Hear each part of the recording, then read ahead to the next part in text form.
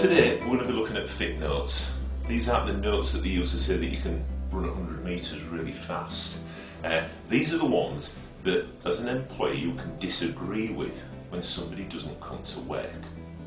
But how far can you take it? Well, let's have a look. Fit notes, as you probably know, replaced the sick note back in April 2010 with an idea that GPs can arrange how an employee can return to work and whether any restrictions need to be put in place for that to occur.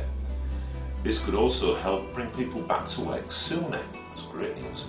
However, instead of just being unfit or fit for work, there is a new category, may be fit for work. This is chosen if after discussion with the employee, the doctor recommends they return with restrictions. Something like reduced hours, for example. Unfortunately, what seems like a perfectly good idea isn't going down too well with both sides at loggerheads. Employers are saying that doctors don't write anything decent on the forms, possibly because they don't understand the workplace and the employee fully. However, doctors are saying employers aren't reasonable enough and automatically put such cases on too difficult power. So if this happened to you, what would you agree or disagree?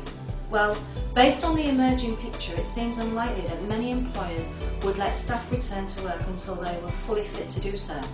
In this case, the doctor's thoughts isn't classed as gospel because they only have the employee's verbal thoughts on the company. Remember though, that the GP's decision isn't binding.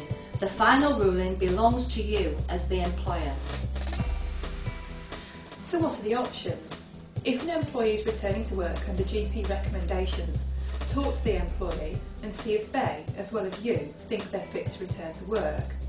If you're still stuck after this, speak to an occupational health officer. They can advise you much better than a GP.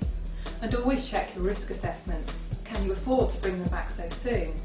It's always wise to do this to see if there are any limitations in what they can do. That's our top tip for today.